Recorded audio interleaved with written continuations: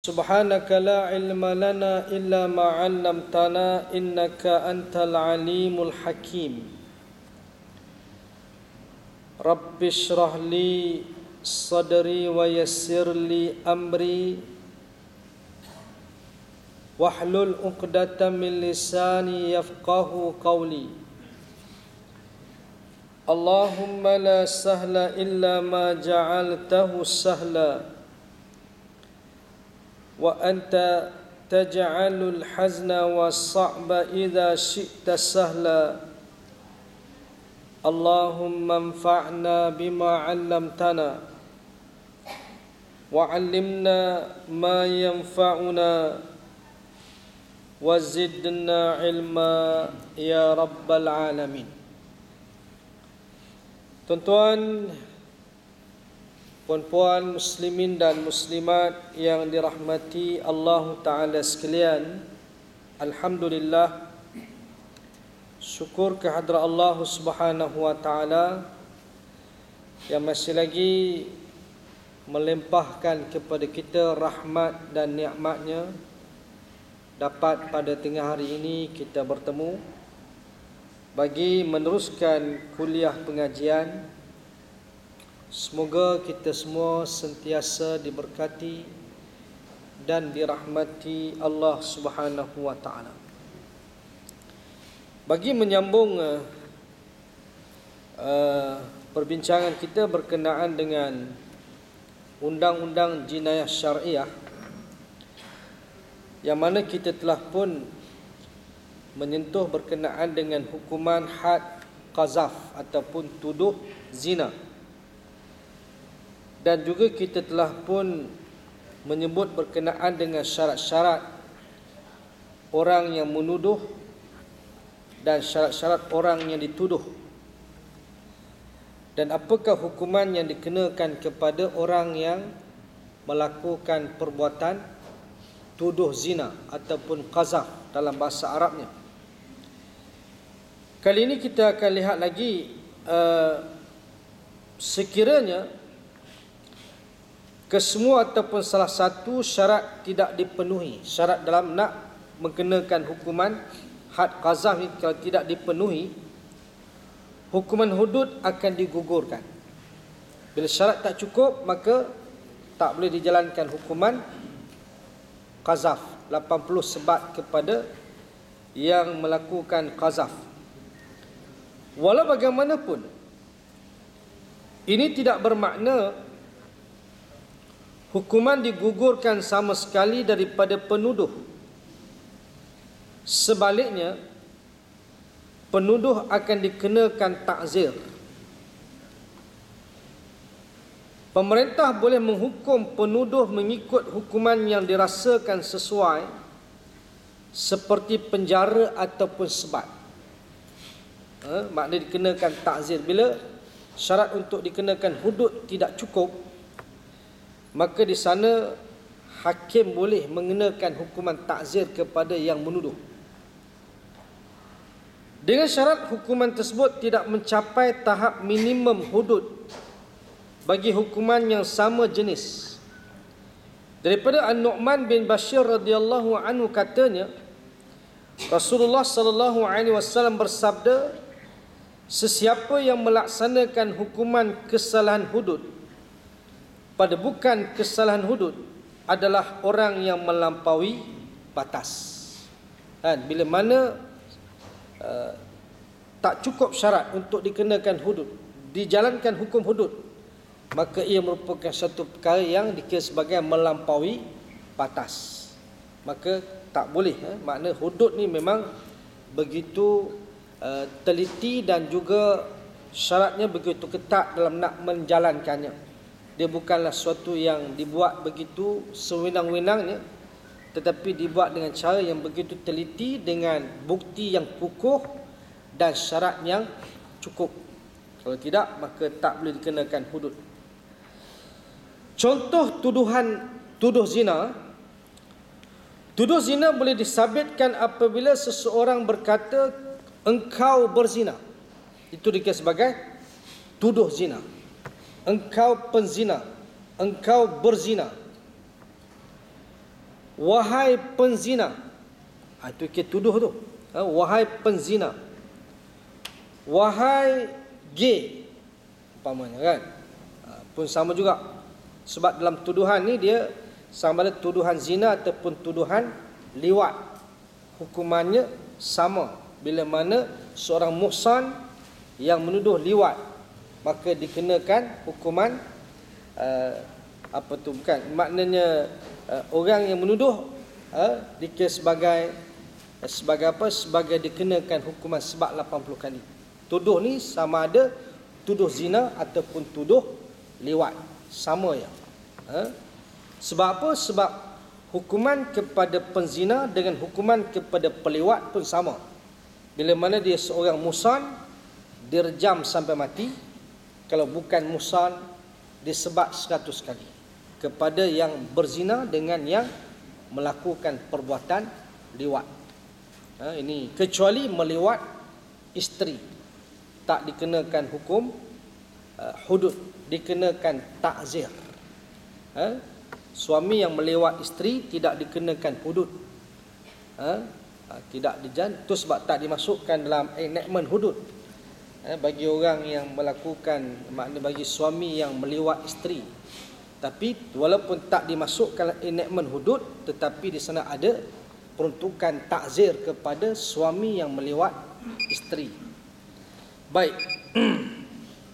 Jadi tuduh zina dan tuduh liwat ni hukumannya sama, iaitu 80 sebatan rotan.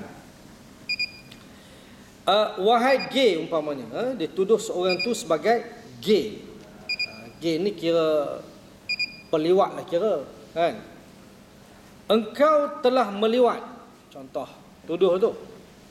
Engkau telah diliwat seseorang. Wahai peliwat, wahai orang yang diliwat. Panggilan kepada perempuan seperti wahai perempuan sundal. Itu kira dah tuduh zina. Wahai perempuan sundal. Wahai pelacur, contoh, kan? Pelacur. Sedangkan dia bukan pelacur, kan? Tapi kalau dia memang pelacur, tak apalah, kan? Tapi dia seorang yang baik, dituduh sebagai pelacur. Seorang perempuan yang baik dituduh sebagai perempuan sundal. Apabila seseorang berkata kepada anak lelaki Zaid, anda bukan anaknya, maknanya menafikan nasab. Bila dia menafikan anak tu bukan anak Zaid, makna apa? Anak tu luar nikah. Jadi maknanya Zaid telah berzina. Ini juga dikira sebagai tuduh zina. Bila mana menafikan nasab anak kepada seseorang, dia kata kamu bukan anak Zaid, maknanya dia sudah menyatakan anak tu luar nikah. Jadi Zaid sudah dikira sebagai, dituduh sebagai seorang yang berzina. Atau anda bukan zuriatnya, bagi tahu maknanya dia dituduh kepada anak Zaid. Dia kata engkau bukan zuriat kepada Zaid. Itu contoh.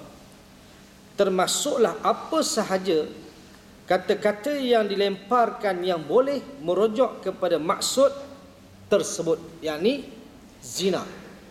Apa-apa perkataan yang membawa kepada maksud zina, dituduh kepada seseorang berzina, apapun ucapan, ungkapan itu, maka yang mengungkapkan itu dikenakan hukum sebat 80 kali, dikira sebagai tuduh zina, qazaf. Qazaf. Jadi tak boleh, tak boleh main-main. Kita tak boleh nak menuduh seseorang itu berzina, tak boleh. Walaupun dia berzina mungkin, tapi kita tak ada bukti, tak boleh. Kita tidak ada bukti, sebab kita mesti mendatangkan 4 orang saksi. Nak tuduh orang berzina ni mesti 4 orang saksi. Kalau tidak, tak boleh tuduh. Tak boleh. Sebenarnya tak boleh kita nak menuduh orang itu dia berzina, sekalipun mungkin dia berzina. Dia dengan Tuhan lah. Itu serah dia kepada dia dengan Allah Ta'ala. Kalau dia bertaubat, maka Allah ampunkan dosa. Kalau dia tak bertaubat, dia akan dikenakan hukum di hari akhirat kelak. Walaupun dilepaskan hukum di dunia sebab tak cukup bukti, kan? Sebab Islam ni tuan-tuan agama yang cukup teliti, bukan kata nak menghukum sangat. Bukan nak menghukum sangat. Kalau cukup bukti kukuh, tidak ada keraguan, barulah dijatuhkan hukum. Tapi kalau tak cukup, ditolak. Hukum itu tidak boleh dijalankan sebab bukti tak cukup, bukti tak ada. Kan, sebab asal kita ni tidak bersalah. Asal seseorang dia tidak bersalah. Al-aslu bara'atu zimmah. Kan, asal seseorang dia tidak bersalah sehinggalah dibuktikan kesalahan dia. Ada bukti baru boleh kata dia salah. Tuduh saya tak boleh. Buktikan kesalahan dia dengan bukti-bukti yang ditetapkan oleh Islam lah. Dalam konteks zina ni mesti sama ada 4 orang saksi ataupun pengakuan daripada penzina, ataupun ada tanda menunjukkan dia berzina dengan hamil tanpa suami, mengandung tanpa suami. Itu bukti menyatakan dia berzina. Baik. Hukuman hudud bagi kesalahan tuduh zina boleh digugurkan melalui 3 perkara berikut. Hukuman hudud boleh digugurkan, kesalahan hudud boleh digugurkan, tuduh zina ni boleh digugurkan dengan 3 perkara tersebut. Pertama, tertuduh telah disahkan melakukan kesalahan zina melalui bukti atau pengakuan oleh tertuduh sendiri. Pembuktian dilakukan apabila penuduh disertai 3 orang saksi laki-laki. Keterangan yang diberikan pada mula dinyatakan dengan jelas. Begitu juga sekiranya tertuduh mengaku kebenaran tuduhan tersebut. Hukuman hudud bagi kesalahan tuduh zina akan digugurkan.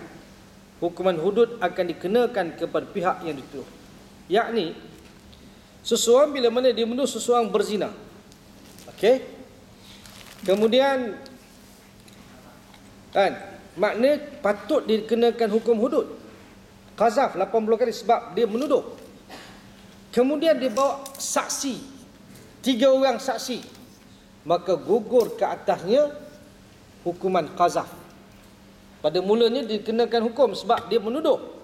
Lepas daripada itu dia bawa saksi 3 orang saksi dengan dia sekali lah, maka gugur hukuman qazaf ke atas dia. Ataupun orang yang dituduh itu dia menuduh, dia dikenakan qazaf. Okey, tiba-tiba yang tuduh tu mengaku dia berzina, maka yang menuduh tidak akan dikenakan hukum had qazaf. Pasal apa? Yang dituduh tadi dia mengaku. Kalau dia tak mengaku, yang menuduh akan dikenakan hukum sebab 80 kali. Hukuman had 80 kali. Itu dia. Maknanya ini yang pertama. Maknanya tertuduh telah disahkan melakukan kesalahan zina melalui bukti atau pengakuan oleh tertuduh sendirilah. Maka gugur hukuman had qazaf kepada yang menuduh. 1. Baik, sekiranya tidak cukup 3 orang saksi yang menyokong tuduhannya, bukti tersebut tidak diterima. Dengan ini, penuduh dan semua saksi akan dihukum sebagai penuduh zina. Maknanya kalau tak cukup saksi ataupun dari sudut keterangan saksi tak kuat, maka saksi tadi akan dikenakan hukum qazaf. Pasal apa? Mungkin ada percanggahan dari sudut keterangan, dari sudut maknanya tempat tak sama. Seorang kata di Bangsa, seorang kata di Damansara, tak sama. Dituduh orang ni berzina ataupun mungkin apartmen tak siap lagi. Macam dulu Tivoli Villa tak siap lagi. Rupanya tukar tarikh, tuan-tuan. Berzina macam mana? Tempat pun tak ada lagi, tuan-tuan. Dah berlaku zina. Kira hebat Malaysia, tuan-tuan. Itu cerita lama lah. Jadi nak sebutnya kalau begitu kedudukannya, tuan-tuan, maka saksi bohong. Dia sebagai saksi yang bohong. Pasal apa? Keterangan tu tak kuat. Tempat berbeza tempat ataupun masa berbeza. Seorang kata siang, seorang kata malam. Seorang saksi kata berzina waktu siang, yang ni kata malam. Maka di situ keterangan ditolak. Maka saksi itu pula akan dikenakan hukum qazaf. Qazaf tuan-tuan. Dengan ini penuduh dan semua saksi akan dihukum sebagai penuduh zina. Mereka akan disabitkan dengan hukuman hudud bagi kesan tuduh zina. Umar radhiyallahu anhu pernah menyebat Abu Bakrah, Shibl bin Ma'bad dan Nafi' kerana menuduh Al-Mughirah bin Syu'bah berzina. Ada 3 orang pernah disebat, yakni sebat maknanya 80 kali sebab menuduh seorang, iaitu Al-Mughirah bin Syu'bah berzina. Setelah itu Umar meminta mereka bertaubat dan berkata, sesiapa yang bertaubat, persaksiannya akan saya terima. Sebab apa? Orang yang menuduh orang berzina ni tuan-tuan, kalau dia tidak bertaubat, dia tak layak menjadi saksi. Kan? Allah sebut dalam Quran, walladzina yarmunal musanat thumma lam ya'tu bi arba'ati syuhada fajliduhum 80 jaldah wala taqbalu lahum syahadatan abada wa ulaika humul fasiqun. Dan orang-orang yang melemparkan tuduhan zina terhadap perempuan yang baik, suci kehormatannya dengan zina, menuduh berzina, kemudian mereka tidak mengemukakan 4 orang saksi lelaki yang adil, maka hendaklah kamu sebat mereka itu 80 sebat. Dan janganlah kamu menerima penyaksian mereka selama-lamanya. Okey? Dan merekalah orang-orang yang fasik. Kemudian ayat seterusnya, illal ladzina tabu min ba'di dzalik wa aslahu, melainkan orang-orang yang bertaubat selepas daripada itu dan melakukan pembaikan diri. Maknanya di situ ada pengecualian di sudut kesaksian. Kalau sekiranya orang itu bertaubat, maka kesaksiannya itu dikira sebagai sudah layak untuk menjadi saksi. Tapi kalau dia tidak bertaubat, walaupun dikenakan hukuman 80 kesebat, tapi dia tak bertaubat, maka dia tak layak untuk menjadi saksi. Saksi ni maknanya saksi nikah dia tak layak. Saksi apapun urusan, jual beli, sewa menyewa, kan, saksi talak ke, saksi apapun, dia hilang kelayakan sebagai saksi. Bahkan Dr. Su'al Qardawi dia mengulas dalam konteks hari ini tuan-tuan, pengundian itu memberi kesaksian. Mengundi tuan-tuan, pilihan raya tuan-tuan, kita mengundi itu apa dia? Kita memberikan kesaksian, memilih pemimpin yang selayaknya. Kita mengundi itu, kita memberi kesaksian. Jadi orang yang menuduh orang berzina ni tuan-tuan hilang kelayakan saksi, maka dia tak layak untuk mengundi. Mengundi dia tak layak. Sebab mengundi itu memberi kesaksian. Kalaulah mengundi pun tak layak, diundi lagi tak layak. Nak jadi calon lagi tak layak. Dia begitu. Jadi sebab itu nak sebut kecuali dia bertaubat. Kan? Bahkan ada pendapat menyatakan walaupun dia bertaubat, dia tak layak disaksi selama-lama. Sebab Quran sebut apa? Wala taqbalu lahum syahadatan abada. Dan janganlah kamu menerima penyaksian mereka itu selama-lamanya. Ada perkataan abada. Jadi situ ada ulama menyatakan walaupun dia bertaubat, dia tak layak sebagai saksi selama-lama, seumur hidup dia.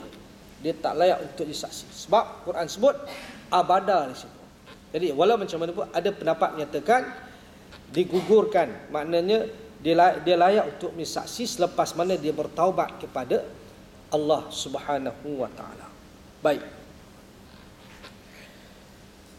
Itu yang pertama, gugur hukuman tuduh zina. Yang kedua, pengampunan oleh pihak yang dituduh seperti mana pengampunan oleh keluarga mangsa dalam kes bunuh. Ini kerana hukuman ini adalah hak manusia dan hukuman ini akan gugur apabila pihak yang berhak menggugurkannya. Apabila pihak yang dituduh mengampunkan penuduh di hadapan hakim, hukuman hudud akan digugurkan daripada penuduh. Gugurnya hukuman qazaf apabila orang yang dituduh itu memaafkan penuduh. Patut dia kena qazaf 80 sebat, dia kena hukum qazaf, kan? Tapi dengan sebab baiknya orang yang dituduh ni tuan-tuan, dia memaafkan kesalahan orang yang menuduh, maka tak boleh dikenakan hukuman had qazaf kepada penuduh. Sebab apa? Sebab hukuman had qazaf ini hukuman yang melibatkan hak manusia. Mana manusia ada hak untuk memaafkan, sebagaimana hukuman bunuh. Kan? Hukuman bunuh tuan-tuan, orang yang membunuh, kalau sekiranya ahli waris memberikan kemaafan, maka dia layak mendapat kemaafan. Dia tak boleh dikenakan hukum qisas sebab dimaafkan oleh ahli waris. Tetapi kalau ahli waris tidak memaafkan, maka dia hendaklah dikenakan hukum qisas. Sebab apa? Sebab dia melibatkan hak manusia. Qisas melibatkan hak manusia. Maka qazaf juga dia melibatkan hak manusia. Orang yang dituduh itu sendiri dia boleh memberi kemaafan ataupun tidak. Kalau dia memberi kemaafan, maka dia akan mendapat kelebihan dari sudut Allah akan mengampunkan dosa orang yang dituduh. Kan? Itu sebab tuan-tuan, bila orang buat salah dengan kita, kita memberikan kemaafan, kita dapat pahala dan kita mendapat pengampunan dosa daripada Allah Subhanahu wa taala. Itu sebenarnya tuan-tuan. Maknanya apa kita buat kebaikan tuan-tuan, kebaikan kita kepada orang tak sia-sia. Tak sia-sia. Bahkan dalam satu hadis Nabi kata apa? Wallahu fi aunil abdi ma kana al abdu fi auni akhi. Allah menolong hambanya selagi mana hambanya menolong saudaranya. Bila mana kita menolong saudara kita tuan-tuan, kita dapat pertolongan siapa? Allah Ta'ala. Pahala pun kita dapat, kita nanti akan ditolong oleh Allah di dunia, kita dapat pertolongan, bahkan lebih-lebih lagi di hari akhirat pun kita akan mendapat pertolongan Allah. Sebab apa? Kita tolong sesama kita, Allah nanti tolong kita tuan-tuan. Itu Islam, kan? Islam ni dia agama yang dibina atas asas rahmat, kasih sayang, ta'awun, tolong menolong, kerjasama, kan? Belas kasihan tuan-tuan. Ini merupakan Islam. Kan? Itu sebab peperangan ini merupakan jalan yang terakhir dalam Islam tuan-tuan. Islam tidak menaja peperangan. Kalau boleh berunding. Kan? Tapi sekiranya berlaku pengkhianatan, maka di situ rundingan akan dibatalkan. Maka berlakulah serangan. Itu sebab tuan-tuan dalam konteks Rasulullah sendiri pun, kan, berunding dengan orang Yahudi, buat perjanjian dengan Yahudi, tapi lepas Yahudi buat pengkhianatan, perjanjian dibatalkan, lalu diserang orang Yahudi. Bukan Islam yang memulakan serangan, tidak, ataupun Islam tidak mengkhianati sesiapa, tapi Islam yang dikhianati, kan? Islam yang diserang ataupun yang dimusuhi, kan? Kita tidak menyerang, kita tidak memusuhi sesiapa, tapi hakikat kita dimusuhi. Islam dimusuhi. Bahkan nabi-nabi dan rasul-rasul tuan-tuan, tidak seorang nabi yang diutuskan oleh Allah melainkan dimusuhi, bahkan diancam untuk dibunuh oleh kaum mereka sendiri tuan-tuan. Tak ada seorang nabi pun tak diancam untuk dibunuh tuan-tuan. Inilah hakikat. Kita lihat Islam begitu. Islam dilabelkan dengan macam-macam label oleh musuh-musuh mereka, dengan macam-macam lah, ganas lah, pelampau lah, teroris lah, ekstremis lah, militan, macam-macam. Inilah tuduhan-tuduhan yang dilemparkan kepada kita umat Islam tuan-tuan. Ini merupakan perkara yang kita kena lalui lah. Bahkan Nabi kita pun dituduh sebagai ahli sihir, majnun, kan? Apa lagi? Pemecah belah masyarakat, kan? Macam-macam Nabi kena tuan-tuan. Nabi dituduh mereka Quran. Nabi yang buat Quran tuan-tuan.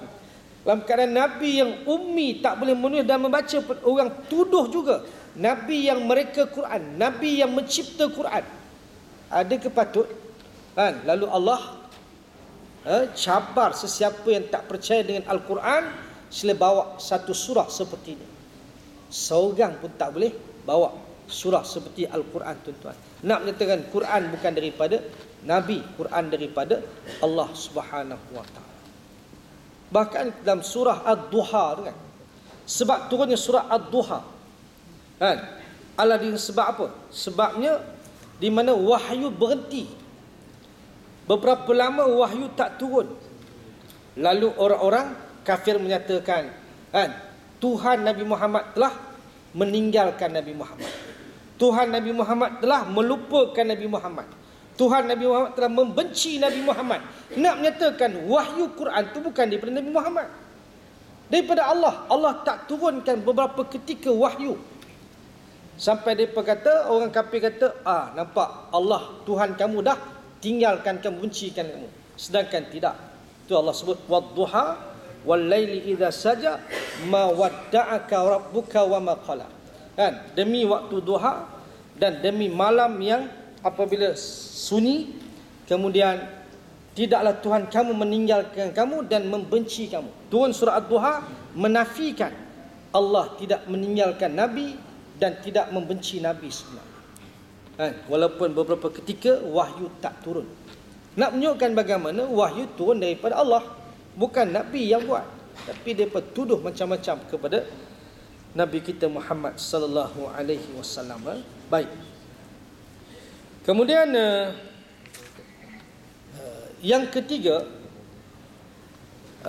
digugurkan hukuman tuduh zina juga digugurkan. Yang ketiga, ucapan sumpah li'an, iaitu apabila penuduh ialah suami dan yang dituduh ialah isteri. Makna suami, tuan-tuan, kalaupun dia tidak membawa 4 orang saksi untuk nak mensabitkan kesalahan zina terhadap isteri dia, maka tak boleh dikenakan hukuman qazaf ke atas dia. Makna dia boleh untuk menuduh dengan bersumpah 4 kali sumpah. Itu khas untuk suami ya. Untuk orang lain tak boleh. Orang lain, tuan-tuan, dituduh seseorang berzina, dia tak boleh bersumpah 4 kali. Tak boleh. Dia mesti mendatangkan 4 orang saksi. Tapi suami, walaupun dia tak dapat mengemukakan 4 orang saksi, dia boleh bersumpah menuduh isteri dia berzina.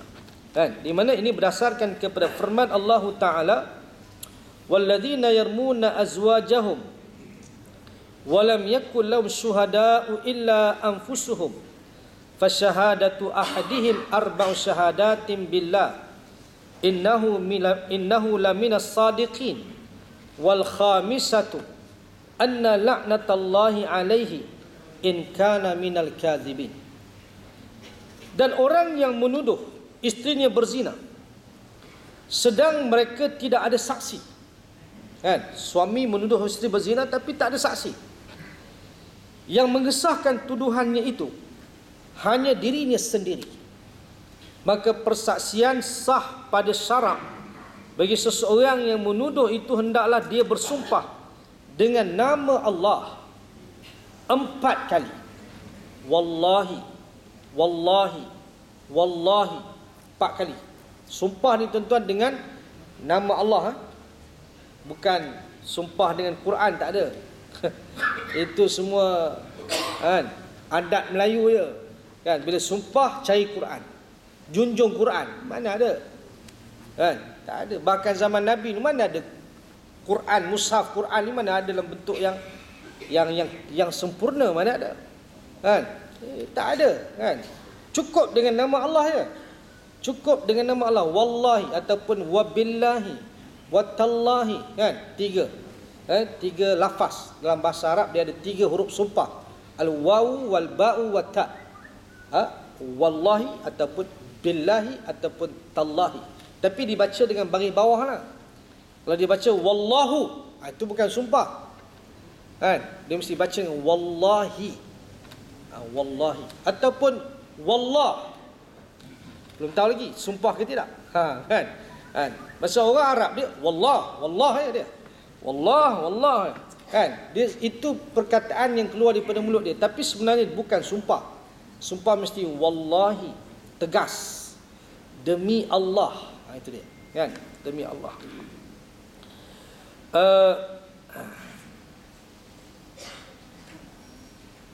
Kemudian hendaklah dia bersumpah. Bagi seorang yang menuduh itu, hendaklah dia bersumpah dengan nama Allah 4 kali. bahawa sesungguhnya dia di kalangan orang yang benar. Dan sumpah yang kelima, kemudian sumpah yang kelima, hendaklah dia berkata bahawa laknat Allah akan menimpa dirinya jika dia di kalangan orang-orang yang dusta. Sumpah yang empat kali sumpah itu ialah menyatakan dia benar, tuduhan itu benar, isteri dia berzina. Kalau betul sumpah yang kelima, dia menyatakan laknat Allah akan menimpa dirinya jika dia di kalangan orang yang berdusta. Walau macam mana pun tuan-tuan, li'an ni tidaklah digalakkan. Kalaupun isteri berzina, kan, nampak dengan mata kepala dia tuan-tuan, kan, tak digalakkan juga dia nak bersumpah ataupun tuduh dengan tuduhan li'an. Cukup dengan dia menceraikan isteri dia, cukup, kan. Maknanya biar dia, sebab apa? Satunya tuan-tuan, walaupun satunya masalahnya tuan-tuan, bila isteri kan, dia terpalit juga, malu juga kita sebagai suami, kan. Jadi kita tak nak keluarga dan sebagainya malu. Maka walau elok ditutup dengan cerai saja isteri, biar dia bertaubat kepada Allah lah, cukuplah, kan. Jadi tak perlu dipanjang-panjangkan di mahkamah. Dia begitu, Islam ni begitu. Dia tengok kalau ada yang makna kalau boleh selesai dengan cara yang baik, selesai cara baik, kan. Tak payah dibawa-bawa ke mahkamah. Itu sebenarnya selesai elok, kan. Tapi kalau sekiranya suami nak bawa juga, itu hak dia, kan. Tapi sebaik-baiknya cukup dengan dia menceraikan isteri dia. Sama juga tuan-tuan dalam konteks berzina juga, kan. Orang tak tahu dia berzina, kemudian dia nak mengaku berzina dengan dia bertaubat, mana lebih afdal? Bertaubat lebih afdal daripada dia mengaku dia berzina. Sebab apa? Dengan dia mengaku berzina juga tuan-tuan, bukan setakat dia malu, mungkin anak-anak dia malu, kan. Mungkin dengan keluarga dia malu juga tuan-tuan. Maka dengan tidak ada siapa yang melihat dia berzina, sembunyikan kejahatan itu dengan dia bertaubat kepada Allah, Allah akan terima taubat dia. Cukup. Tak payah nak diisytiharkan, dibuat pengakuan bahawa dia berzina. Itu lebih afdal. Tapi kalau dia nak mengaku pun terpulang juga. Maknanya Islam tidak ada paksaan ataupun tidak ada masalah, kan? Baik. Hikmah sumpah li'an dijadikan penggugur hukuman dalam kes yang melibatkan suami menuduh isteri berzina ialah suami jarang sekali menuduh isterinya berzina di mahkamah, melainkan apa yang didakwa tersebut sememangnya benar. Apabila diminta untuk mengemukakan saksi, ia sudah tentu membebankannya. Malah langkah ini mencemar nama baiknya serta bercanggah dengan etika yang sepatutnya memelihara maruahnya. Tambahan lagi, mereka suami isteri hidup bersama, oleh itu si suami sudah tentu tidak akan dapat berdiam diri dan melepas pandang sahaja seakan-akan isterinya adalah orang asing yang tiada hubungan dengannya. Oleh itu Allah menetapkan kaedah li'an yang telah pun dibincangkan sebelum ini sebagai langkah penyelesaian dalam kes ini. Jadi maknanya suami tuduh dengan bersumpah li'an, dia tak boleh dikenakan hukuman had qazaf. Tak boleh. Sekalipun isteri balas li'an balik, bersumpah 4 kali menyatakan dia tak berzina, dan sumpah yang kelima dia rela mendapat laknat Allah sekiranya dia berzina, kan? Walaupun begitu, makna tak ada siapa yang dihukum. Terpulanglah kepada Allah, yang Allah akan turunkan laknat dan bala kepada orang yang berdusta, sama ada suami ataupun isteri. Di dunia lagi tuan-tuan akan ditimpa bala kepada yang bersumpah, sumpahnya dusta. So tak boleh main-main sumpah ni, kan? Sumpah tidak boleh kita nak main-main. Habis. Kemudian yang seterusnya insya-Allah kita akan lihat pada kuliah akan datang. Sekat itu dulu untuk kali ini. Semoga ada kebaikan dan manfaatnya kepada kita semua. Sebelum itu ada beberapa iklan di sini, ya. Pertamanya iaitu koleksi MP3 Tazkirah Ramadan 1435 yang memuatkan 29 tazkirah dan dengan berbagai-bagai penceramah tuan-tuan. Tuan-tuan boleh dapatkan di belakang ni tazkirah, 29 tazkirah tuan-tuan. Panjang ni. Dengan berbagai-bagai penceramah. Tuan-tuan boleh pasang dalam kereta tuan-tuan sambil pergi kerja, balik kerja, tuan-tuan boleh juga dapat mendengar, menambahkan ilmu, insya-Allah. Harga RM10 kan. Rokok RM12, maknanya murah lagi lah. Tuan-tuan boleh dapatkan di belakang. Kemudian juga ada satu lagi, kemudiannya Persatuan Prihatin Sabah.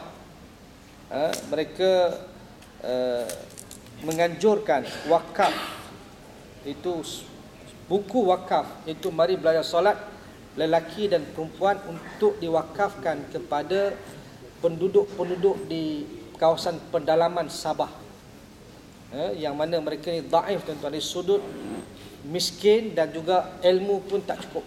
Jadi mereka akan wakafkan, sedekahkan kepada keluarga umat Islam di sana tuan-tuan, untuk mereka memahami apa itu solat. Jadi dibuat dalam bentuk wakaf. Tuan-tuan boleh wakaf di belakang nantilah, untuk disedekahkan kepada penduduk-penduduk Sabah, orang Islam lah di pedalaman-pedalaman Sabah.